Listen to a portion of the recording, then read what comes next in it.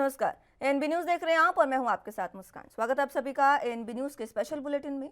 कुतुब मीनार को लेकर छिड़े विवाद के बीच अब ऐतिहासिक परिसर में खुदाई की जाएगी।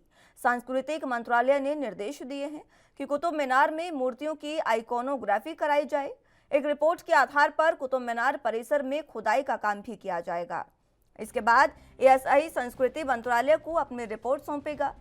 संस्कृति सचिव ने अधिकारियों के साथ निरीक्षण करने के बाद ये फैसला लिया। लिहाजा कुतुब मीनार के साउथ में और मस्जिद से 15 मीटर दूरी पर खुदाई का काम शुरू किया जा सकता है। बता दें कि कुतुब मीनार ही नहीं, अनकताल और लालकोट किले पर भी खुदाई का काम किया जाएगा। वहीं कुतुब मीनार परिसर में खुदाई के निर्णय से पहले संस्कृति सचिव गोविंद मोहन ने 12 लोगों की टीम के साथ निरीक्षण किया और इस टीम में 3 इतिहासकार, एएसआई के 4 अधिकारी और रिसर्चर मौजूद थे। इस मामले में एएसआई के अधिकारियों का कहना है कि कुतुब मीनार में 1991 के बाद से खुदाई का काम नहीं हुआ। इसके अलावा कई रिसर्च भी पेंडिंग है, जिसकी वजह से ये फैसला लिया गया है।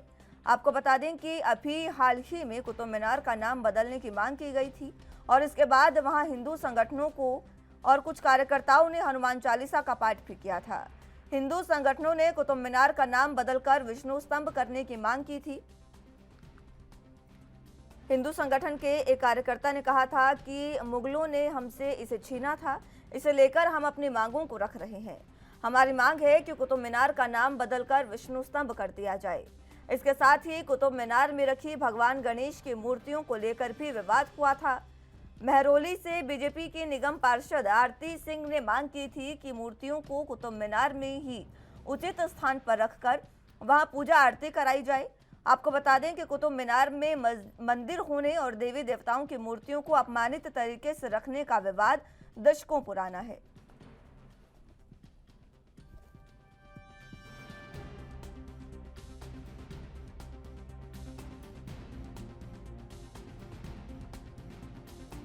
तो आपको बता दें कि कुतुब मीनार को लेकर लगातार इस तरीके का विवाद चला आ रहा है और इसी विवाद को लेकर एक बार फिर से अब मामला गर्मा गया है। ऐतिहासिक परिसर में खुदाई की मांग की गई है और अब इस विवाद के बीच में ऐतिहासिक परिसर में खुदाई कराई जाएगी।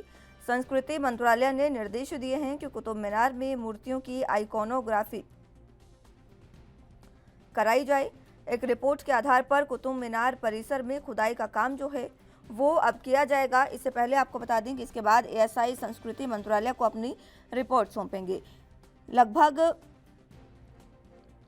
1991 की बात है, जिसके बाद से इस परिसर में खुदाई नहीं हुई है और अब एक बार फिर से इस परिसर में खुदाई के आदेश दिए गए हैं। इसके अलावा कई रिसर्च भी पेंडिंग बताई जा रही है, जिसकी वजह से ये फैसला लिया गया है। आपको बता दें कि अभी हाल ही में कुतुब मीनार का नाम भी बदलने की मांग की गई थी। ये मांग भी दशकों पुरानी है और इस मांग में सीधे सीधे कुतुब मीनार का नाम विष्णु स्तंभ करने की मांग की गई है।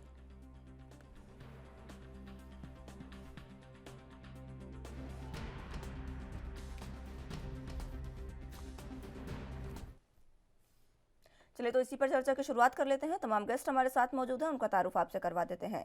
रत्नाकर सिंह जी हमारे साथ प्रवक्ता कांग्रेस से मौजूद हैं और अनुराग तिवारी जी राजनीतिक विश्लेषक के तौर पर हमारे साथ मौजूद हैं। आप दोनों का बहुत स्वागत है एनबी न्यूज पर।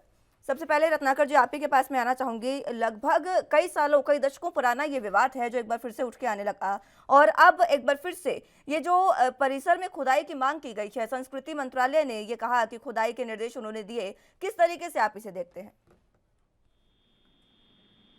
देखिए पल्लवी जी, सबसे पहले मैं यही कहना चाहूंगा कि देश आज बहुत नाजुक दौर से गुजर रहा है और जिस प्रकार देश में संघीय ढांचे के ऊपर प्रहार किया जा रहा है, जिस प्रकार संवैधानिक संस्थाओं का उपयोग जो है राजनीतिक लाभ के लिए किया जा रहा है, जिस प्रकार से इस देश में लोकतंत्र पे प्रहार किया जा रहा है, बुलडोजर तंत्र का बढ़ावा दिखने को मिल रहा है, तो कहीं ना कहीं देश जो है बहुत एक नाजुक दौर से गुजर रहा है। तो कहीं ना कहीं हमको भारतीय जनता पार्टी की सरकार को ये चाहिए कि देश को किस तरह से विकास के रास्ते पे लेके आए, किस तरह से युवाओं को नौकरी दे, किस तरह से महंगाई कम करे और किसानों के जीवन में सुविधाओं का उनको लाभ मिले, एमएसपी जो है उनको कानूनी गारंटी मिले। तो इस तरह की चीजों को आज देश में चर्चा करने की जरूरत है और लोगों को इस पे ज्यादा ध्यान दिलाने की और देने की जरूरत है। लेकिन विडंबना ये है कि आज भारतीय जनता पार्टी ने लोगों को इतना उन्मादी बना दिया है और धार्मिक भावनाएं इतनी भड़का दी है कि आज जो है प्राचीन जो मॉन्यूमेंट्स हैं उनको खुदाई को ही वो विकास समझ बैठे हैं। ऐसा लगता है कि अगर कहीं पे कोई मंदिर बन जाएगा, 2-4 मंदिर बन जाएंगे तो देश जो है वो विश्व गुरु बन जाएगा, लेकिन हकीकत उससे कोसों दूर है। हम आने वाली जो पीढ़ियां हैं उन पीढ़ियों को क्या शिक्षा देने जा रहे हैं? हम आने वाली पीढ़ियों को वैज्ञानिक बनाने के बारे में सोच रहे हैं? हम आने वाली पीढ़ियों को इंजीनियर बनाने के बारे में सोच रहे हैं? हम क्या उनको शिक्षा दे रहे हैं? हमको यही उनको शिक्षा दे रहे हैं कि कौन से मस्जिद के नीचे कौन सा मूर्ति मिला और कहाँ पे खुदाई पे क्या प्राप्त हुआ, यही शिक्षा देने का काम करने जा रहे हैं आज भारत देश में। तो ये देश को किस तरफ लेके जा रही है भारतीय जनता पार्टी? आज उस पर विचार करने की जरूरत है, उस पर चिंतन और मनन करने की जरूरत है। देश को विश्व गुरु बनाना है हमको, लेकिन अर्थव्यवस्था में विश्व गुरु बनाना है, सैन्य शक्ति में विश्व गुरु बनाना है, टेक्नोलॉजी में विश्व गुरु बनाना है। धर्म के नाम पे ये जो दुकान अपना खोल के बैठे हैं, धार्मिक जो लोगों का ध्रुवीकरण करके और धर्म के नाम पे जो वोट बटोरने का ये काम करते हैं, ये देश के लिए बहुत ही घातक साबित होगा। और आने वाले समय में देश जो है उत्थान की तरफ नहीं, गर्त की तरफ जा भी रहा है और गर्त की तरफ जाएगा।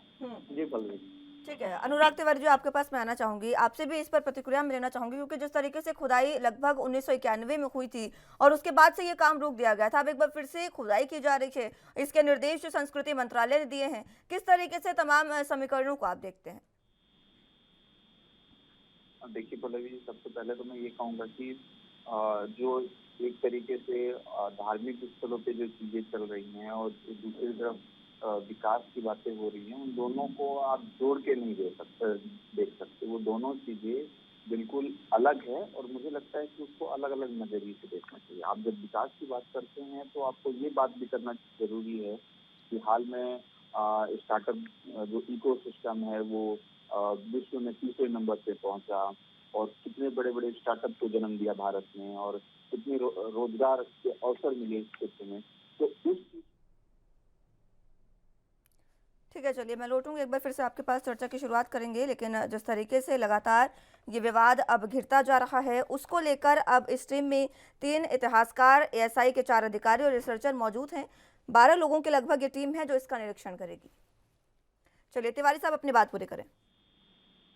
जी, तो मैं जिस बात से आगे मैंने अपना वक्तव्य बंद किया, मैं चाहूंगा कि उसको आगे से मैं कंटिन्यू करूं। तो मैं ये कह रहा था कि दोनों चीजों को आप मिला नहीं सकते हैं। आप जो विकास कार्य कर रही है सरकार और जो ये दूसरी तरफ जो ये धार्मिक चीजें चल रही हैं, जो धार्मिक खुदाई का काम चल रहा है या फिर मंदिर मस्जिद का जो मुद्दा है, उसको आप मिलाएंगे तो मुझे लगता है कि वो ज्यादा खतरनाक हो सकता है देश के लिए।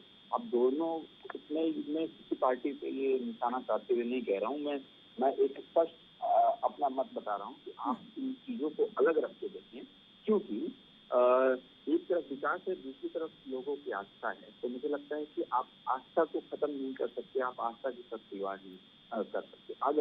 अगर आज से करीब कुछ सालों पहले अगर देश में लोगों की आस्था उस जगह पे थी, तो मुझे लगता है कि इसको फिर से बरकरार करने के लिए सुप्रीम कोर्ट और बाकी संस्थाएं जो कार्य कर रही है, उस पर पूरे देश को एकजुट होकर आगे बढ़ना चाहिए और ये पूरी प्रक्रिया में समर्थन है। ठीक है रत्नाकर जी, तिवारी साहब का कहना है कि धर्म अपनी जगह है और राजनीति अपनी जगह, इन दोनों को एक साथ जोड़कर नहीं देखा जाना चाहिए। तो फिर क्यों इस पर राजनीति हो रही है? और राजनीति को एक पार्टी नहीं, दोनों ही पार्टियां कर रही हैं। नहीं, देखिए तिवारी जी ने जो कहा है कि आस्था अपनी जगह है और विकास की बातें ये गिना रहे थे, बिल्कुल आस्था का हम सम्मान करते हैं। बहुसंख्यक हिंदू होने के देश होने के नाते और एक हिंदू सनातनी होने के नाते मैं खुद आस्था में बहुत विश्वास रखता हूँ, भगवान शिव की पूजा करता हूँ, काशी से हूँ और सारी चीजों को मैं मानता हूँ। लेकिन जहाँ पे देश का प्रश्न आता है और जहाँ पे राजनीति का प्रश्न आता है, वो आप भारतीय जनता पार्टी के ऊपर इसको आरोप लगा सकती है, कांग्रेस के ऊपर आरोप नहीं लगा सकती है। क्योंकि सत्ता में जिस तरह से मुख्य मुद्दे जो होते हैं, जनता से जुड़े हुए मूलभूत सुविधाओं वाले मुद्दे होते हैं, उनके ऊपर कांग्रेस पार्टी हमेशा बोलती आती है और उन मुख्य मुद्दों को ये लोग डाइवर्ट करके जो है, क्योंकि उन सारे मुद्दों पे ये नाकाम हो चुके हैं और वो किस प्रकार नाकाम हो चुके हैं, मैं अगली बात में आता हूँ।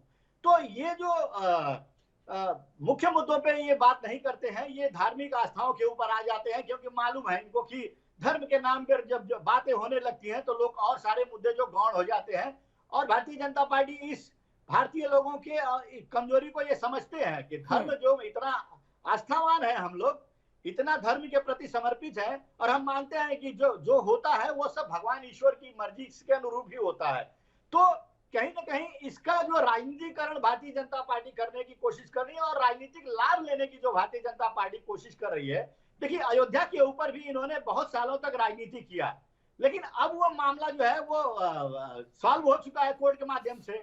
अब ये दूसरा मुद्दा खोजने के ऊपर आ रहे हैं, तो कहीं क्या ना आप ही खोज रहे हैं, तो कहीं ताज महल के ऊपर खुदाई का कार्यक्रम जो है करने के प्लानिंग कर रहे हैं। तो ये सारे मुद्दे जो है एक करके जो है वो भारतीय जनता पार्टी ही लेकर आ रही है इस देश में। तो समझने की ये जरूरत है कि देश में जो विकास के रास्तों पे लेके जाए, उन मुद्दों पे बात करने की जरूरत है, उन मुद्दों पे भारतीय जनता पार्टी को कंसंट्रेट करने की जरूरत है। अब मैं आता हूं उस बात पे जो तिवारी जी कह रहे थे कि आस्था और विकास एक अलग अलग चीज है, और ये भारतीय जनता पार्टी के विकास के बारे में बता रहे थे। देखिए, शायद ये भारतीय जनता पार्टी के बारे में ही बता दूं, बहुत सारे स्कीम लेके आते हैं ये, उज्ज्वला योजना जैसा 2 करोड़ रोजगार देंगे, 15 लाख अकाउंट में आएगा, बहुत सारी चीजें ये बोलते हैं और स्कीम लाते हैं, बड़ी बड़ी चीजें दिखाते हैं कि जो है हम देश के लिए कर रहे हैं, लेकिन सच्चाई उससे कहीं जुदा है। आज उज्ज्वला योजना का ही देख लीजिए, गैस मंगाना लोग गरीब लोग छोड़ दिए, क्योंकि गैस के दाम जो 400 रुपए हुआ करते थे वो अब 1000 के पार होने लगा। तो गरीब आदमी जो महीने का 2000-3000 कमाता है तो 1000 वो सिलेंडर में भर देगा क्या? आज परिस्थिति ऐसी हो गई है कि थोक महंगाई जो है वो 35 साल का ऑल टाइम रिकॉर्ड हाई पे हो गया है। 15% बढ़ गया है थोक महंगाई। खुदरा महंगाई देख लीजिए 8% के 8% के ऊपर चली गई है। तो कहीं ना कहीं मुद्दे ये है कि आप रोजगार देश में क्या दे रहे हैं, महंगाई के मुद्दों पे क्या लड़ रहे हैं। अभी तिवारी जी के विकास की बात कह रहे थे, अगर भारत देश में इतना ही विकास होता तो 2800 कंपनियां इस मोदी सरकार में, जो 2800 कंपनियां जिसमें फोर्ड है, हार्ले डेविडसन है, फिएट है, बहुत सारी कंपनियां, बड़ी बड़ी कंपनियां वो देश छोड़ के चली गई हैं। क्यों छोड़ के चली गई है भाई? अगर मेक इन इंडिया इतना ही सफल पूर्वक ये लोग इम्प्लीमेंट किए होते तो ये क्यों ये सारी कंपनियां चली होती? ठीक है रत्नाकर जी, मैं आ रही हूँ आपके पास एक बार फिर से, मैं आ रही हूँ मैं एक बार जवाब मैं ले लेती हूँ, एक बार फिर से आ रही हूँ आपके पास। संदीप दुबे जी प्रवक्ता बीजेपी से हमारे साथ मौजूद हैं। बहुत स्वागत है संदीप जी आपका एनबी न्यूज पर। हमारे साथ रत्नाकर सिंह जी प्रवक्ता कांग्रेस से मौजूद हैं और अनुराग तिवारी जी राजनीतिक विश्लेषक के तौर पर मौजूद हैं। संदीप जी, इसी पर जवाब मैं चाहूंगी आपसे। जिस तरीके से खुदाई की मांग की गई है, तिवारी जी राजनीतिक विश्लेषक हैं, उनका साफ तौर पर कहना है कि धर्म और आस्था जो है उसको अलग करना चाहिए और राजनीति को अलग रूप से देखना चाहिए, दोनों को जोड़कर नहीं देखना चाहिए। लेकिन रत्नाकर जी कह रहे हैं कि इस पर राजनीति सबसे ज्यादा बीजेपी ने ही की है। देखिए, मुझे लगता है कि हम सबके अच्छे बुरे कर्म से हमारा राष्ट्र प्रभावित होता है और हम सबको मिलकर अपने देश समाज के लिए अच्छा सोचना, अच्छा करना और अच्छा बोलना चाहिए। कांग्रेस की तो मछली मारी गई है। कांग्रेस के बारे में ज्यादा नहीं बोल सकता, क्योंकि कांग्रेस के लोग स्वयं आत्ममंथन करने के बजाय भारतीय जनता पार्टी पे आरोप लगाते हैं। देखिए, ये काम सरकार का नहीं है, ये काम न्यायपालिका का है। न्यायपालिका जो आदेश करेगी सरकार उसका पालन करेगा। लेकिन सदियों से जो भारत की समाज गुलाम रहा है, जिसकी सोचने वाला कोई नहीं रहा, सुनने वाला कोई नहीं रहा, जिसके लिए खड़ा होने वाला कोई नहीं रहा, आज वो अपनी गणेश जी को लेके, अपने शिव जी को लेके, जिससे वो आस्था व्यक्त करता है, अगर कुछ मांग रहा है, कहीं उसके साथ अन्याय हुआ है, वो अन्याय के लिए लड़ रहा है, तो इसमें बुरा क्या है? न्याय तो सबको मिलना चाहिए। इस देश में ऐसा तो है नहीं कि हम कहें कि एक व्यक्ति विशेष, धर्म विशेष को लोगों को के लिए न्याय है, वो जैसे चाहे वैसे न्यायपालिका की अवहेलना करें, न्यायपालिका को माने या न माने, रोड पे खड़े हो, रोड पे बैठ जाए, रोड पे उठ जाए, तो न्यायपालिका सबको न्याय देगी। भारत के अंदर रूल ऑफ लॉ है और न्यायपालिका पे सब लोग विश्वास करें, और जहाँ जहाँ गलत हुआ है उन सबको न्याय मिलेगा। गलत लोगों को न्याय दिलाने, हम गलत लोगों को जेल में डालेंगे और अच्छे लोगों को न्याय दिलाएंगे। ठीक है रत्नाकर जी, आप जवाब दे दें जल्दी से, उसके बाद मैं तिवारी जी के पास जाऊंगी। देखिए, संदीप जी न्याय की बात कर रहे थे, तो ये तो जो कोर्ट न्याय देगा वो तो सबको मान्य सर्वमान्य रहेगा, और कोर्ट जो है सारे मुद्दों को परख करके ही उस पर न्याय देता है। तो न्याय एक पक्ष के साथ हुआ अगर होता है तो ये कोर्ट देखेगा कि दूसरे पक्ष के साथ अन्याय नहीं हो, तो ये कोर्ट के ऊपर छोड़ देते हैं हम। और कोर्ट जो भी न्याय करता है वो देश के हित में ही करता है, लोगों के हित में ही करता है। तो ये तो बात रही, लेकिन जहाँ पे सामाजिक न्याय की बात आती है तो ये लोग उस पर चुप हो जाते हैं। सामाजिक न्याय क्या है? सामाजिक न्याय है कि आज गरीब लोग जो है और गरीब होते जा रहा है और अमीर होता जा रहा है। तो ये बीच की खाई क्यों बढ़ा दिया है इन्होंने? आज जो है देश में 23 करोड़ जनता जो है इनके कार्यकाल में गरीबी, जो मध्यम वर्गीय थी वो 23 करोड़ जनता गरीबी रेखा के नीचे आ गई है। तो ये सामाजिक न्याय की, इसकी न्याय की बात क्यों नहीं करते हैं? ये क्यों नहीं बात करते हैं कि जो आमदनी, जो कोविड के बाद लोगों की आमदनियां जो है घटी हैं और महंगाई जो है वो 1.5 गुना 2 गुना बढ़ गई है, तो वो कहाँ से वो घर के खर्चे मैनेज करेगा? किस तरह से रसोई का खर्चा मैनेज करेगा? किस तरह से बच्चों की फीस का मैनेज करेगा? किस तरह से दवाइयों का खर्चा मैनेज करेगा वो आम आदमी? तो वो सामाजिक न्याय की बात इस पर क्यों नहीं करते हैं? आप आज बात क्यों नहीं करते हैं? किसानों के ऊपर न्याय की बात क्यों नहीं करते हैं? जो किसान 750 मर गए दिल्ली में, जो सीमाओं पे धरना देते हुए, प्रदर्शन देते हुए, उनके मुआवजे की बात क्यों नहीं करते हैं? वो सामाजिक न्याय की बात क्यों नहीं करते हैं? कोविड के अनुसार, WHO के अनुसार 47 लाख लोग जो है भारत में कोविड के कारण मर गए हैं, लेकिन उनको हम जब मांग कर रहे हैं कि उनको जो है न्याय की जरूरत है, उनके परिवार वालों को आप कंपनसेशन दीजिए, तो उससे भारतीय जनता पार्टी चुप हो जाती है, उससे कोई न्याय की बात नहीं करती है। ये धार्मिक न्याय की बात करते हैं। हम भी धार्मिक आदमी है, धार्मिक न्याय मिलेगा तो खुशी होगी चीजों को, लेकिन संविधान के दायरे में रहते हुए आप आज हर मॉन्यूमेंट जो होते हैं हमारे, उसके नीचे आप गड्ढा खोदने का काम कर रहे हैं। ये तो भारत देश में एक तरह से कह लीजिए कि भाईचारा जो हमने इतने सालों में बनाया है इस देश में, उस भाईचारे का गड्ढा खोदने का काम कर रहे हैं। जो सहिष्णुता हमने इस देश में फैलाई, उस सहिष्णुता का गड्ढा खोदने का काम कर रहे हैं, एक दूसरे के लड़ाने का काम कर रहे हैं, ध्रुवीकरण का काम कर रहे हैं। तो आप ये किस तरह से काम कर रहे हैं, देश को कहाँ पे लेके जा रहे हैं, ये सारी जनता आने वाले समय में तय करेगी। आज आप उनके ऊपर कितना भी छद्म राष्ट्रवाद का जो डफली पीट लीजिए, ये झूठ का डफली पीट लीजिए और राष्ट्रवाद का डफली, धर्म का, उनको धर्म की बातें सिखा लीजिए, लेकिन कहीं न कहीं अंततोगत्वा जब उनके ऊपर उनकी मूलभूत सुविधाओं की बात आएंगी तो वो कहीं न कहीं नाराजगी इस कदर बढ़ गई है लोगों के अंदर कि आज लोग, जो भारतीय जनता पार्टी, जब नरेंद्र मोदी प्रधानमंत्री हुए थे उस समय कोई नरेंद्र मोदी की शिकायत तक सुनना पसंद नहीं करता था, लेकिन आज की परिस्थिति एकदम उलट हो गई है। आज सब लोग त्राई कर रहे हैं, महंगाई की वजह से, बेरोजगारी की वजह से, अशिक्षा की वजह से, गरीबी की वजह से। महंगाई पर तो कल ही केंद्र सरकार ने फैसला ले लिया है महंगाई पर तो, और कुछ महंगाई कम कर भी दी है। ठीक है, देखिए फायदा होगा या नहीं, कितना फायदा होगा वो अलग बात है, लेकिन उन्होंने कम से कम इस पर बात तो की है। मैं आ रही हूँ रत्नाकर जी एक बार फिर से आपके पास।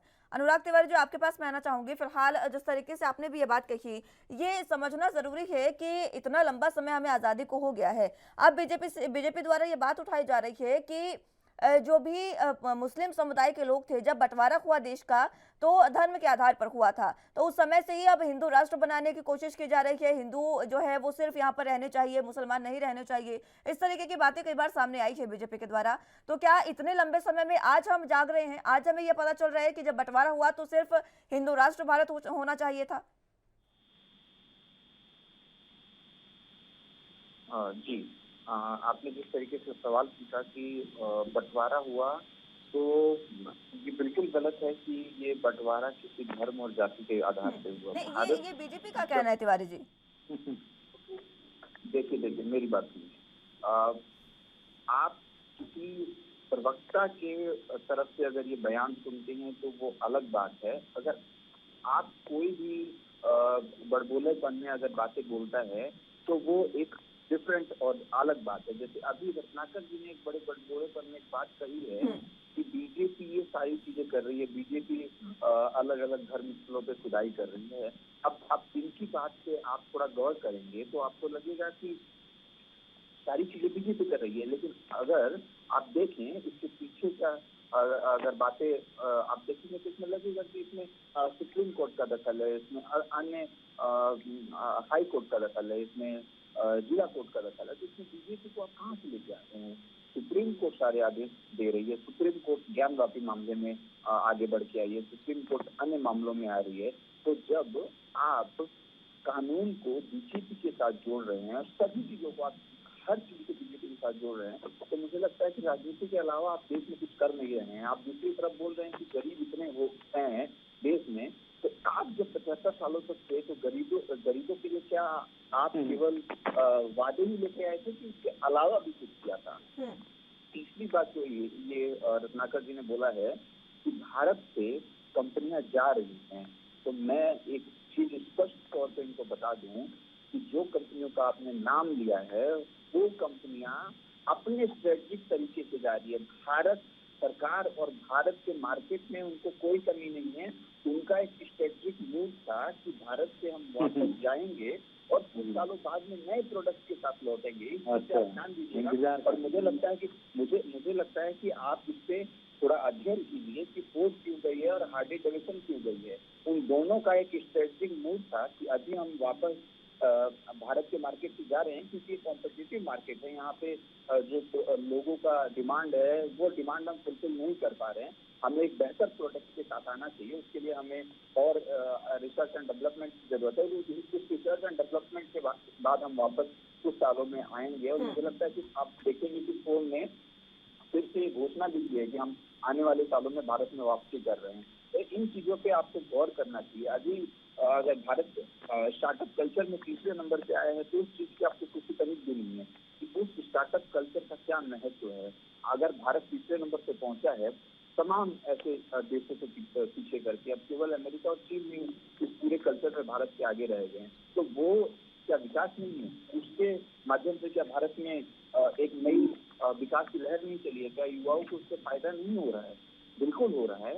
और आप जिस तरीके से हर चीज को तोड़ मरोड़ कर बीजेपी के साथ जोड़ रहे हैं, मुझे लगता है कि वो एक राजनीति के अलावा कुछ नहीं है। आप जिस तरीके से आरोप लगा रहे हैं भाजपा के ऊपर की राजनीति कर रही है, लेकिन मुझे लगता है कि वो आप लोगों का ही उस चीज पे ध्यान ज्यादा रहता है कि किस तरीके से आरोप लगाया जाए राजनीति का। तो मुझे लगता है कि इस चीज से बचना चाहिए। आप लोगों ने जो अभी चिंतन शिविर किया है उसमें थोड़ा कुछ ठोस निकल के आना चाहिए था, लेकिन वो भी ठोस निकल के नहीं आया है। तो अब बाकी आप लोग खुद समझ रहे हैं कि आज की देश में कुछ कॉन्क्रीट आप अगर जनता को नहीं देंगे तो जनता आपको एक्सेप्ट नहीं करेगी। वही चीज आपके साथ हो रहा है आज।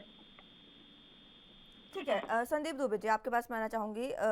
चलिए ठीक है, रत्नाकर जी जल्दी से अपनी बात पूरी करो, उसके बाद मैं संदीप जी के पास जाऊंगी।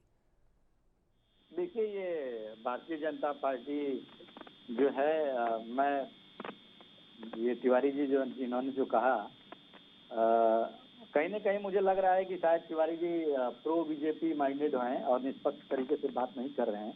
अगर ये निष्पक्ष तरीके से बात करते तो कांग्रेस के बारे में भी कुछ अच्छाइयाँ बताते, लेकिन ये कांग्रेस के बारे में सिर्फ बुराइयां बता रहे हैं और भारतीय जनता पार्टी के तारीफ के कसीदे पढ़ रहे हैं। देखिए, अभी मैंने बताया आपको कि 2800 कंपनियां जो गई भारत में से, तो उसमें बहुत सारी कंपनियां जो है ये कह रहे हैं कि एक स्ट्रेटेजी के तहत गई हैं और फिर वापस आ जाएंगे। शायद इनको जानकारी, इनको पत्र दिए रहेंगे सब कि मैं फिर से आऊंगा, इनको शायद जानकारी होगी, हमें नहीं जानकारी है। मैं आपको एक उदाहरण के तौर पे बता देता हूँ कि किस तरह से कंपनियां को यहाँ पे जो है लाभ कम होते जा रहा है, कंपनियों को लाभ कम होते जा रहा है और जिसकी वजह से ये जो है बाहर निकल रहे हैं। मैं आपको एक सिंपल सा एग्जांपल देता हूँ। आज फॉर्च्यूनर गाड़ी है जो टोयोटा की, वो फॉर्च्यूनर गाड़ी की कीमत लगभग 40 लाख है और वो फॉर्च्यूनर गाड़ी की जब बनती है, जो कस्टमर जब खरीदता है उसको, तो उसमें 18 लाख रुपया जो है टैक्स के रूप में वो गवर्नमेंट को जाता है। और फॉर्च्यूनर गाड़ी वाले को कितना लाभ मिलता है? मात्र 60,000 रुपए उसको लाभ मिलता है। 1 लाख लाभ जो है उसको डीलर को मिलता है। तो इस तरह से लाभ में इतना बड़ा गैप, टैक्स 18 लाख कलेक्शन होता है और जो कंपनी गाड़ी बनाती है और बेचती है उसको सिर्फ मात्र 60,000 रुपए ही फायदा होता है। तो ये कौन सा स्ट्रेटेजी बता रहे हैं जिसके तहत कि ये फिर से कंपनियां वापस आएंगी, रिटर्न आएंगी? ये समझ से परे है। मैंने आपको एग्जांपल के तौर पे बता दिया है। दूसरा बात मैं बताता हूं। ये कह रहे थे कि हम लोगों ने गरीबियों के लिए क्या किया। मैं बता रहा हूं कि 23 करोड़ जनता जो मध्यम वर्ग से निकल के गरीबी रेखा में चली गई है, तो हम लोगों ने क्या किया मैं आपको बताना चाहता हूं आंकड़े के साथ। यूपीए सरकार में हमने 27 करोड़ लोगों को, आप ये आंकड़ा है, आप जाके देख लीजिएगा, चेक भी कर लीजिएगा, 27 करोड़ लोगों को गरीबी रेखा के ऊपर हमने उठाया। तो हमने क्या ये लोगों की, गरीबों की भलाई नहीं किया? हमने गरीबों को रोजगार नहीं दिया? हमने गरीबों के जीवन स्तर को ऊपर नहीं उठाया? तो ये झूठ और अनर्गल आरोप लगा रहे हैं। रही बात ये जो कह रहे हैं कि हिंदू राष्ट्रवाद बनाने की तरफ जो चीजें हैं अग्रसर है, भारतीय जनता पार्टी के लोग कह रहे हैं, मैं उनको नहीं कहूंगा। मैं ये कहूंगा ये देश जो है ना, ये देश सबका है, क्या हिंदू, क्या मुसलमान, क्या सिख, क्या ईसाई, सब लोगों ने इस देश के निर्माण में अपनी अपनी भूमिका और अहम भूमिका निभाई है। आप किसी समुदाय विशेष को आप महिमा मंडन करें और दूसरे समुदाय जिन्होंने अपने जान गंवा दिए इस देश की आजादी के लिए, इस देश के निर्माण के लिए, उनको आप ये कहते हुए कि हम हिंदू राष्ट्र बनाएंगे, उनका तो अपमान है। वीर शहीदों का अपमान है, वीर अब्दुल हमीद का अपमान है, अब्दुल खान गफ्फार का अपमान है, ठीक है रत्नाकर जी, अब्दुल कलाम आजाद का अपमान है। तो आप अपमान कर रहे हैं ये कहते हुए कि हम हिंदू राष्ट्र की तरफ अग्रसर हैं। अरे उन लोगों को भी याद करिए जिन्होंने इस देश को उठाया है, बनाया है। आप सिर्फ एक ही दृष्टिकोण अपनाए हुए हैं, बहुसंख्यक की राजनीति करना है क्योंकि बहुसंख्यक का वोट उनको हासिल होगा। तो ये तुष्टीकरण की राजनीति आप छोड़िए और जनता के हित में काम करना संदीप दुबे जी भी मौजूद हैं। संदीप दुबे जी, एक 10 सेकंड, एक पॉइंट और लिखा है मैंने, बता दूंगा। जल्दी से बताइए, जल्दी से।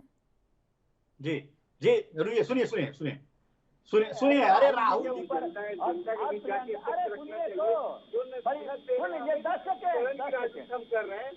आप भी करिए ना, आपको राजनीति करने की देश में किसी ने रोका है क्या? चलिए ठीक है, मैं लौटूंगी, आप तीनों के पास लौटूंगी। चर्चा की शुरुआत एक बार फिर से करेंगे। फिलहाल वक्त एक छोटे से ब्रेक का है, फौरन हाजिर होंगे।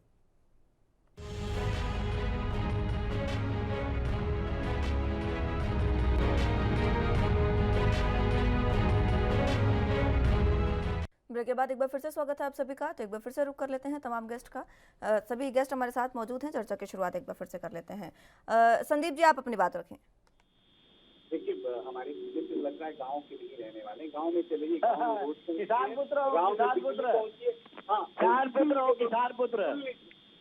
पुत्र आरोप लगाने से पहले तथ्यों को जानना जरूरी है। गेहूं का फसल कट गया कि बचा हुआ है? देखिए आपका सुरक्षित है कि नहीं? ऐसा तो नहीं अब आप मेरा बात सुनिए, आप मेरा बात करिए। शिव का स्त्रोत करिए, शिव चालीसा पढ़िए, शिव चालीसा पढ़िए, हनुमान चालीसा पढ़ के बताइए, शिव चालीसा पढ़िए, गायत्री मंत्र पढ़िए।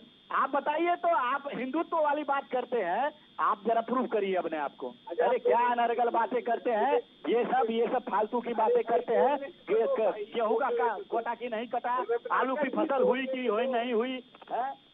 अरे मुद्दों के ऊपर बात करिए। बुराई जो दिखता है ना, समय आई थी, देश के अंदर गरीबी बढ़ गई। आपसे हिसाब मैं नहीं लेने जा रहा हूँ, मैं जो बात ये कह रहा हूँ कि नए स्टार्टअप हुए देश में और 58 लाख के करीब हैं। आप टोयोटा कह रहे हो, टोयोटा घाटे में, आपको टोयोटा की चिंता है और नैनो की चिंता नहीं है। आपको टोयोटा की चिंता है लेकिन वो साइकिल चलने वाले मजदूर की चिंता नहीं है। आपको टोयोटा की चिंता है लेकिन ऑटो वाले की चिंता नहीं है। अरे मैंने बिल्कुल सही है। अर्थव्यवस्था की आर्थिक नीतियों की बात की है, अर्थव्यवस्था में आर्थिक नीतियों की बात की है। आर्थिक नीति ऐसी होनी चाहिए जिसमें सबको फायदा हो और कंपनियां हमारे देश में आए, इन्वेस्ट करें। कंपनियां भारत छोड़ के भागे नहीं। भारत ने अपनी कंपनी बनाया, भारत के लोग भारत की अपनी इबारत लिखे।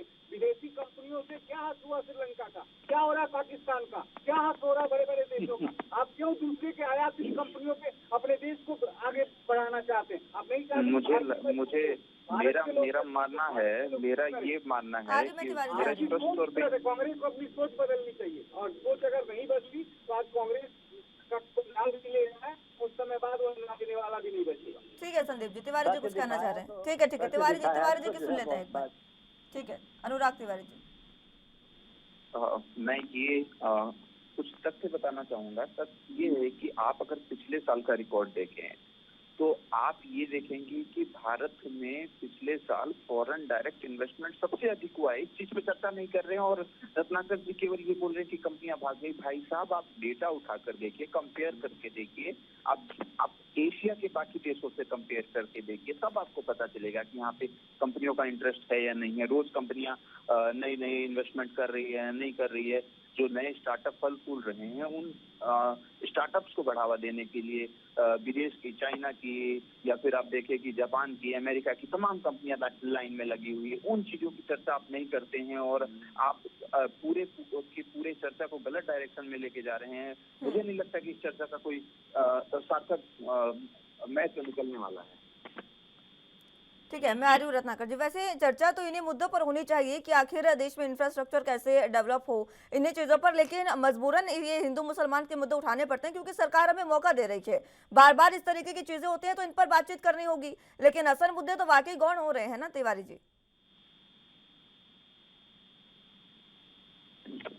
देखिए, दूसरे मुद्दे अगर निकल रहे हैं तो उसमें आप मुझे ये बताइए कि कोई भी, मैं चाहे आप, चाहे रत्नाकर जी, चाहे और कोई दूसरी पार्टी, आप सत्ताधारी पार्टी के ऊपर कैसे आरोप लगा सकते हैं? इसमें सुप्रीम कोर्ट अगर हस्तक्षेप कर रही है, दूसरे स्टेट की जो कोर्ट हस्तक्षेप कर रही है, तो आप सत्ताधारी पार्टी के ऊपर आरोप कैसे लगा सकते हैं? मुझे आप ये स्पष्ट करिए।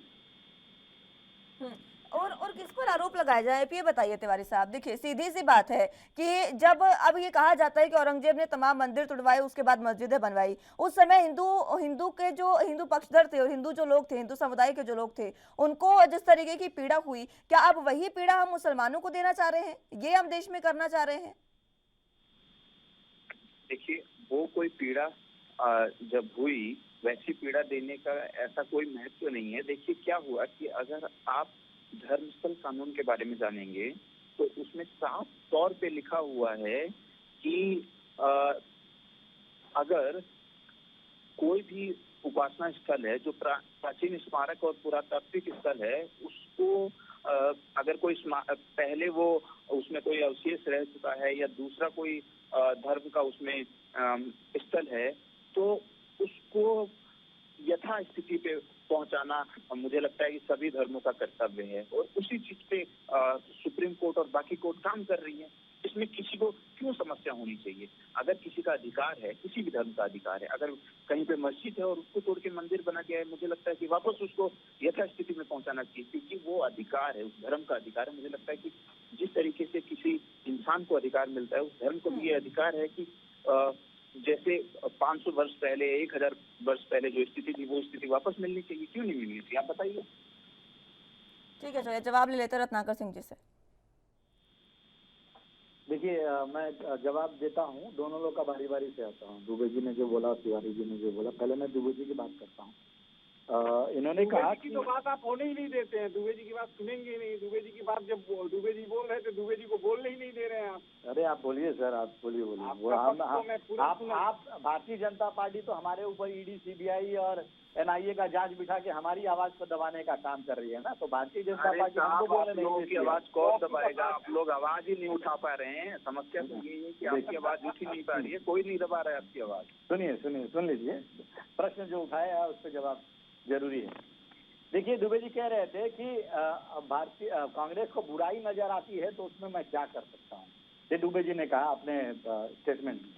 मैं इनको बताना चाहता हूँ, मैं ये कहना चाहता हूँ कि बुराई नजर आती है तो क्या कह सकता हूँ। बिल्कुल, विपक्ष होने के नाते और मुख्य विपक्षी पार्टी होने के नाते हम आपको आईना जरूर दिखाएंगे। हम जरूर दिखाएंगे कि भारत देश में क्या चल रहा है और क्या नहीं चल रहा है। हम जरूर बताएंगे कि चाइना में क्या हो रहा है। पेंगोंग झील के ऊपर जो है चाइना पुल बना रहा है, जो हमारी भूमि है, और चाइना उस पर पुल बना रहा है। तो आप चुप बैठेंगे तो हम जरूर याद दिलाएंगे कि आपकी लाल आंखें कहाँ गई, 56 इंच का सीना कहाँ गया। हम जरूर याद दिलाएंगे आपको, अरुणाचल प्रदेश में जब गांव बसाएगा चाइना तो हम आपको वो सैटेलाइट की तस्वीरें जरूर दिखा के कहेंगे कि क्या बुराई है, क्यों नहीं कर रहे थे। हम जरूर याद दिलाएंगे लद्दाख में जब तीन टावर बना लिए चाइना ने, तो हम आपको याद दिलाएंगे कि 3 टावर बनाया है, उसको क्यों बनाने का परमिशन दिया गया, क्यों नहीं आपने ऑब्जेक्शन दिया। डिबेट हो रही, विषय पे आइए ना। आप करेंगे करेंगे करेंगे करेंगे करेंगे करेंगे कब करेंगे? भाई साहब सुन लीजिए, मैं आपके पीछे बोला नहीं, सुन लीजिए। एलएसी के अंदर जो है चाइना की सेना जो है घुस के बैठी हुई है। हमारे 20 जवान जो शहीद हो चुके थे, उनकी शहादतों को आप याद नहीं करते हैं, और चाइना को आप मौन व्रत धारण कर लेते हैं और मौन स्वीकृति देते हैं कि आपको जो इच्छा हो वो करिए। क्या वो उन 20 जवानों के शहादत को भूल गए आप? हम इसमें बुराई नहीं है, ये देश की बुराई नहीं है। हम क्यों नहीं आपको याद दिलाएंगे द कश्मीर फाइल्स आपने एक प्रोपेगेंडा के तहत जो बनवाया था और उसको दिखाया पूरे देश में। प्रधानमंत्री जी ने भी महिमा मंडन किया और कहा कि इतिहास अब पता चला है। अरे इतिहास आपको सिनेमा देख के ही पता चला था, तो सब बच्चों को सिनेमा ही दिखाइए ना। लेकिन उसका हस्र क्या हुआ आपको बताता हूँ। उसका हस्र हुआ कि आज कश्मीर में कश्मीरी पंडितों के ऊपर टारगेट किलिंग हो रही है और राहुल भट्ट जैसे कश्मीर पंडित जो वहाँ पे काम करता था, एक सीधा साधा परिवार का बच्चा, उसको आकर आतंकी हमला करके उसको मार देते हैं। उसके विरोध में 350 कश्मीरी पंडित वहाँ पे जो सरकारी कर्मचारी हैं वो इस्तीफा देते हैं। वो क्या क्या आक्रोश दिखाना चाहते हैं? वो यही आक्रोश दिखाना चाहते हैं कि भारतीय जनता पार्टी की जो कश्मीरी पंडितों के प्रति जो नीति है वह गलत है, उसका खामियाजा कश्मीरी पंडित भुगत रहे हैं। ये बुराई नहीं है, ये बुराई नहीं है, ये बुराई नहीं है, जिन लोगों ने ये बुराई है, ये बुराई है, जिन लोगों ने विरोध किया इसलिए हम आपको आगे दिखाएंगे। आज डर के भारत नहीं जी रहा है, आज लड़ के भारत जी रहा है, आज आंखें मिला के जी रहा है। जिन लोगों ने जी रहा है, जो लोग शामिल थे मर के नहीं रहा है, पता नहीं किया जवान हमारे शहीद हुए, कांग्रेस का राज था तो कांदा देने वालों में 40 जवान शहीद हुए, मर के भारत जी रहा है। माफ करिएगा खरगोन की घटना, जहांगीरपुरी की घटना, अलवर की घटना, कर्नाटक की घटना, ये घटनाएं जो देश में हिंसक घटनाएं हो रही हैं वो क्या दिखा रही हैं? ये भारत आपको कुछ देखने के बाद यही लगता है कि घर से बाहर नहीं निकलना चाहिए, डर के घर के अंदर रहना चाहिए सबको। और कांग्रेस डर रहा था, इसके पहले कौन डर रहा था? सब लोग जी नहीं रहे थे कोई। ये देश में क्या लोग घर के अंदर छुपे बैठे थे बंकरों में थे क्या? आप आए तभी बंकर में से बाहर निकले, सब लोग सुखी से जी रहे थे। कोई शहर नहीं था जहाँ ये आतंकवादी जिनके आप रक्षक बने हुए हैं, आप रूप से समर्थन कर रहे हैं। जवाब दे लीजिए जरा, प्रश्न जो उठाया ऐसी उम्मीद नहीं, उम्मीद नहीं रहेगी भारतीय जनता पार्टी को कांग्रेस से कभी नहीं, भारतीय जनता पार्टी को नहीं, आपसे कि कम से कम रत्नाकर जी आतंकवादियों के समर्थन में बोलेंगे। कोई आतंकवादियों के समर्थन में नहीं बोल रहा है। हम देश की उनका मनोबल बढ़ाएंगे। आज आप इस डिबेट में उनका मनोबल बढ़ा रहे हैं जिनके मनोबल बढ़ने से इस राष्ट्र और समाज को सदा घाटा हुआ है। बड़ी हाई कोर्ट से लेकर बातें, देश का कौन ऐसा कोना था जहाँ आपके राज्य में बम नहीं फटता था, लोग बाजार जाने से डरते थे। अरे डरने वाले कहाँ चले गए, डराने वाले कहाँ चले गए? चलिए ठीक है रत्नाकर जी, दुबे जी, दोनों से रिक्वेस्ट रहेगी मुद्दों पर बात करता है। रत्नाकर जी अभी जो मुद्दा है उसी पर बात करेगा और उसी पर अपनी बात रखिए। मुझे बीच में मत रोकिएगा, मुझे जरा जो बातें जो बुराई के बारे में बताया मैंने बताया। दूसरा पॉइंट इन्होंने उठाया, तिवारी जी ने उठाया कि देश विकास कर रहा है। इन्होंने मेक इन इंडिया और जल्दी से बात रखिएगा, दोनों दो भी इंतजार कर रहे हैं। देखिए, अगर भारत देश में इतना ही सब चीजें सही तरीके से चलती, इतना ही विकास होता रहता, तो आज मैं आपको एक सिर्फ आंकड़ा देता हूँ। आंकड़े की बात कर रहे थे तिवारी जी।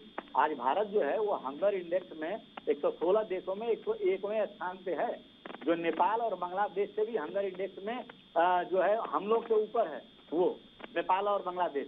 तो ये कौन सा आंकड़ा दिखा रहे हैं? हम आम जनता को तो उनको गरीबी और गरीब बनाते जा रहे हैं, अमीरों को और अमीर बनाते जा रहे हैं। तो ये कौन सी पॉलिसी आप अपनाए हुए हैं कि अडानी और अंबानी 5वें नंबर और 10वें नंबर पे हो जाती है और कोविड के बाद भारत की जनता 97% और गरीब हो जाती है? तो ये आंकड़े जो है, आंकड़ों पे जरा गौर करिए और सही आंकड़े प्रस्तुत करिए। रही बात दूसरी, ये कह रहे थे कि हम जो है बीजेपी के ऊपर आरोप लगाते रहते हैं। हम क्यों नहीं आरोप लगाएंगे? आप WHO का रिपोर्ट देखा आपने?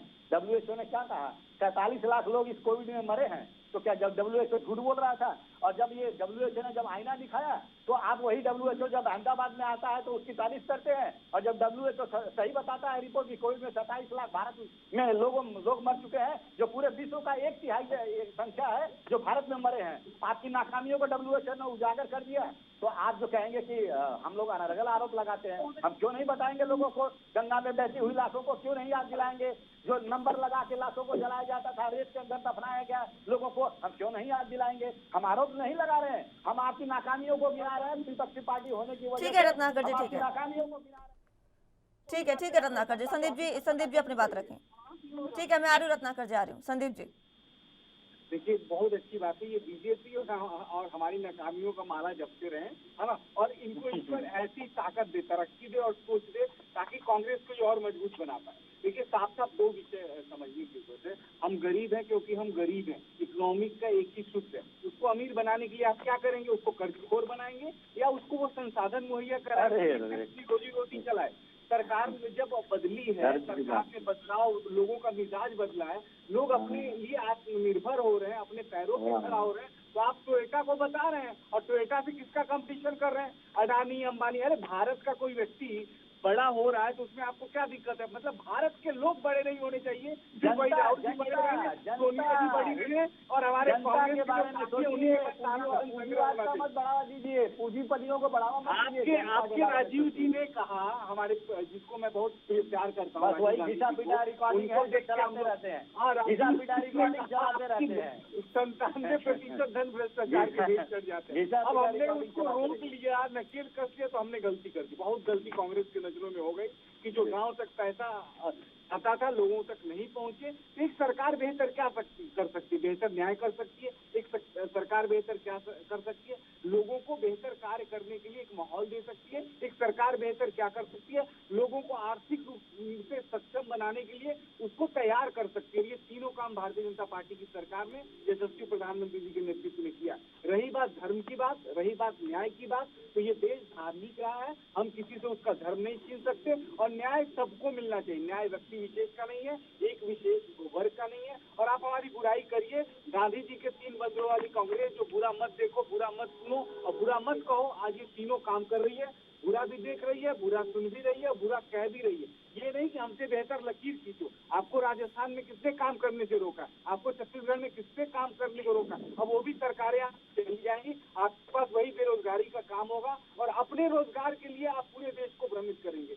कांग्रेसियों का रोजगार चला गया, समाजवादियों का रोजगार चला गया, तो उस रोजगार को लेके ये पूरे देश को भ्रमित करेंगे कि कम से कम इनको रोजगार मिल जाए। अगर इन्होंने गरीबों को इतना ही अच्छे तरीके से गरीबी मिटाओ के नारे पे इंदिरा जी आई की सोचा होता, उसके बाद लंबे अंतराल तक इनकी सरकार रही, आज गरीबी के विषय पे चर्चा भी नहीं होती। और दूसरी, कौन अपनी विपत्ति पे हंसता है? पहली बार कांग्रेस के लोग, भारत अगर विपत्ति में होता है, संदीप जी, गरीबों के विषय पर चर्चा होगी किस तरीके से? यही तो मैं आपको कह रही हूँ, देश के असल मुद्दे जो हैं वो तो गौण होते जा रहे हैं। किस तरीके से गरीबों पर चर्चा होगी, किस तरीके से बेरोजगारी पर, किस तरीके से महंगाई पर चर्चा हो, जब देश में इस तरीके से हिंदू मुसलमान की राजनीति हो रही हो, और अलग अलग जगह पर अलग अलग दंगे। मैं ये नहीं कह रही हूँ कि सिर्फ बीजेपी या सिर्फ एक राज्य में, हर राज्य में दंगे हो रहे हैं। देश के कई ऐसे राज्य हैं जो सिर्फ इन्हीं चीजों से जूझ रहे हैं, चाहे वो कांग्रेस शासित हो, चाहे वो बीजेपी शासित हो, या फिर आम आदमी पार्टी शासित राजधानी दिल्ली।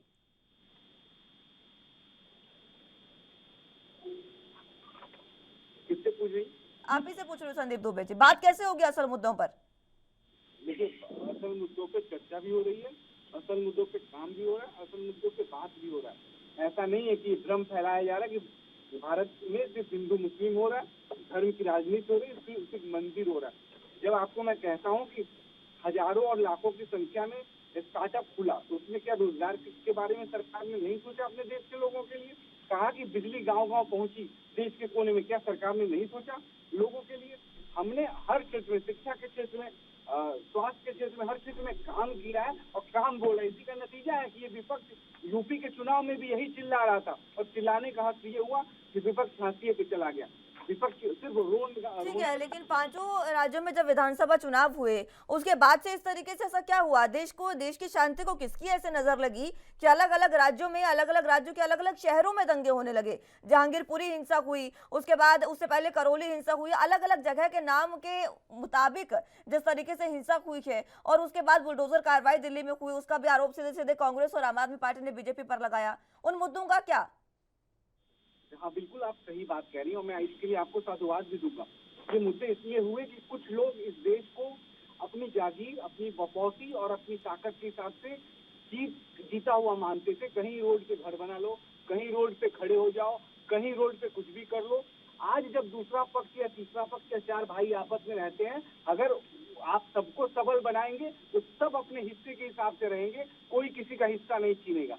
आज रूल ऑफ लॉ है भारत के अंदर, और जिन लोगों ने भी गलत किया, किसी भी संप्रदाय और पंथ के लोग हैं, उनकी जगह जेल थी, उन्हें हमने जेल में डाला, कठोर कार्रवाई करिए। तो न्याय होता हुआ दिख नहीं रहा है, न्याय हो रहा है इस देश के अंदर, और इसी का डर का नतीजा है कि आज कोई भी यूपी में कुछ एक दंगा करके दिखा दो, दिल्ली में करके अब दिखा दो। एक बार तुमने षड्यंत्र किया, और विपक्ष जो है षड्यंत्र करके सरकार को बदनाम करना चाहती थी, आज पूरी तरह से वो हताश है, निराश है और असफल हो गई है। मैं तो सिर्फ एक ही बात कहूंगा, अच्छा सोचो, अच्छा देखो और अच्छा करो। तुम भी अपने लिए करो और हमें भी करने दो। ठीक है, आऊंगी रत्नाकर जी मैं आपके पास, उससे पहले तिवारी जी के पास जाऊंगी। तिवारी जी, सवाल यही आपसे, और सवाल नहीं, मैं जिस तरीके से आपने सवाल मुझसे किया, बात सीधी सी ये है कि मेरा ये मानना है कि अगर जिस तरीके से अभी ज्ञानवापी का मसला चल रहा है, कुरान शरीफ में लिखा गया है, जिस तरीके से खुद बताते हैं मुस्लिम समुदाय, मौलाना साहब खुद बताते हैं कि उनके यहाँ पूजा करना वर्जित है, मूर्ति पूजा वर्जित है। तो अगर वहां पर शिवलिंग मिला है, अगर वो शिवलिंग वाकई है, तो उनको खुद वो जगह छोड़ देनी चाहिए। इस तरीके की बातें होनी चाहिए, यही सामाजिक सौहार्द, जो सांप्रदायिक सौहार्द है, वो बनाया जा सकता है। और अगर कहीं पर ये देखा जाए कि मस्जिद को आप और अच्छा उसका निर्माण कर सकते हैं, तो उसमें भी किसी भी समुदाय को पीछे नहीं रहना चाहिए। आपस में जो सामुदायिक और सांप्रदायिक सौहार्द है, उसको बनाकर रखने की बात मैं यहाँ पर करना चाहूंगी आपसे। देखिए, सबसे पहले जिस तरीके से आपने बोला कि आपसी भाईचारा होना बहुत जरूरी है, सुप्रीम कोर्ट ने जो टिप्पणी की है, सुप्रीम कोर्ट ने जिस तरीके से ज्ञानवापी के मुद्दे को बहुत तेजी से डिस्ट्रिक्ट कोर्ट के माध्यम से आगे बढ़ाया है, और उसके बाद में टिप्पणी की है कि इन संवेदनशील मुद्दों को आपसी सहमति के साथ सुलझाना चाहिए।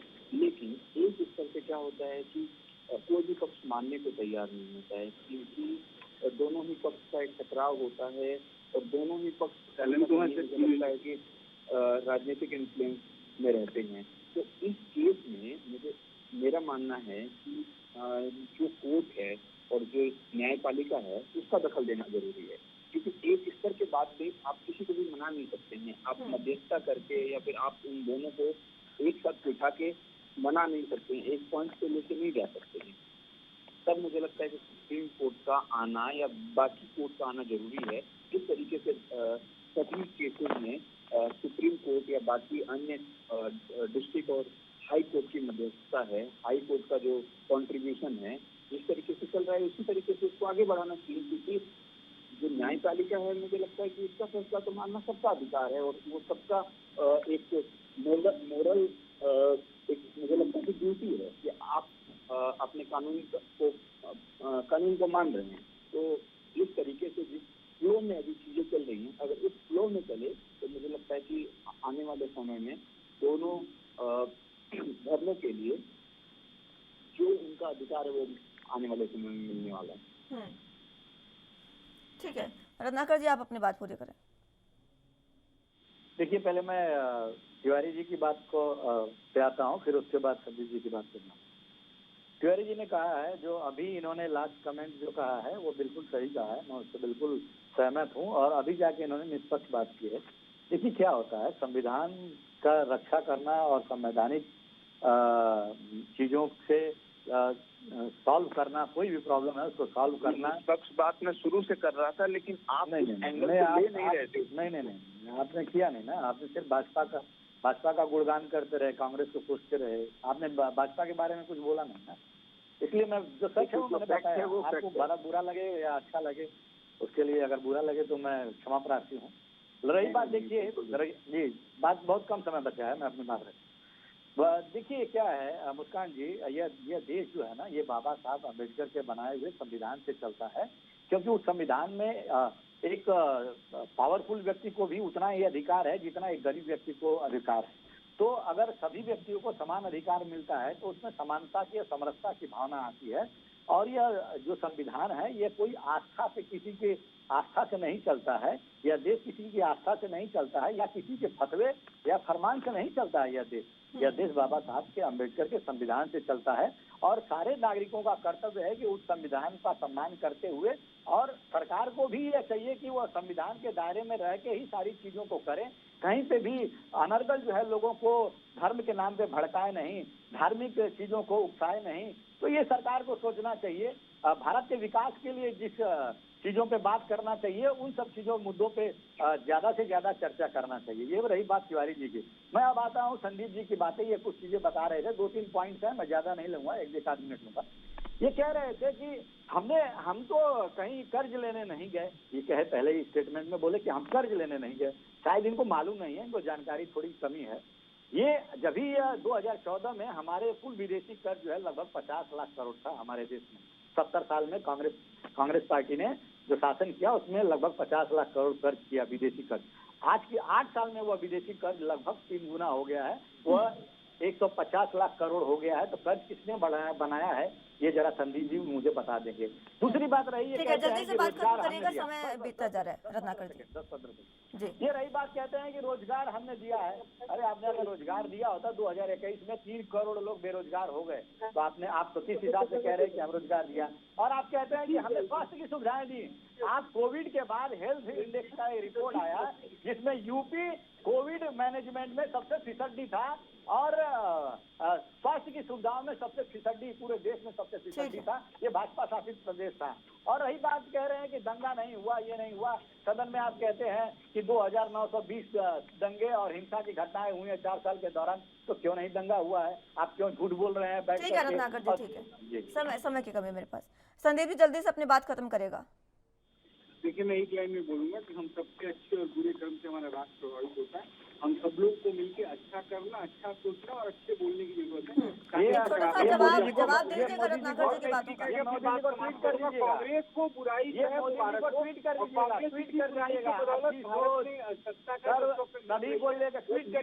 रहेगा। और मुझे लगता है कि राहुल जी की जगह भाई मेरे बहुत अच्छा बोल रहे थे, इनको बोलने का अवसर देना चाहिए। मोदी जी को ट्वीट करिएगा, ठीक है। सर्वधर्म समभाव, सर्वजन हिताय, सर्वजन सुखाय, मोदी जी को ट्वीट कर दीजिएगा, शायद उनको कुछ ज्ञान मिल जाए और लोगों के हित में काम करने लगे, अंबानी और अडानी को छोड़ के।